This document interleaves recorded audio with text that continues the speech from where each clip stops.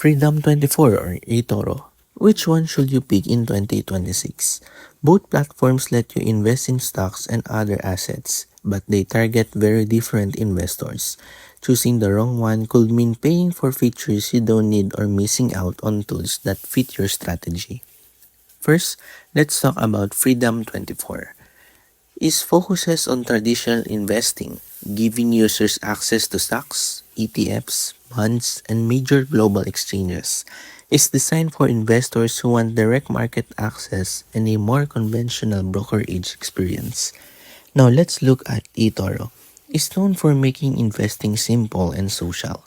Along with stocks and ETFs, it offers features like Copy Trader, which allows users to follow and automatically copy the trades of inexperienced investors.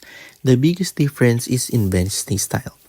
Freedom24 is geared more toward investors who prefer researching and managing their own portfolios. eToro is designed for people who want a more interactive experience and the ability to learn from other traders. So which one should you pick?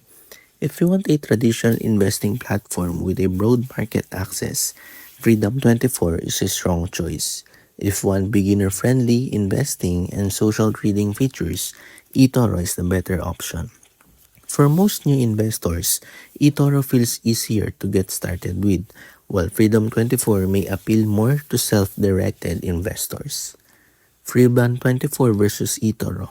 Now you know which platform is the better fit for your investing goals in 2026. Don't forget to like and subscribe for more investing app comparisons just like this.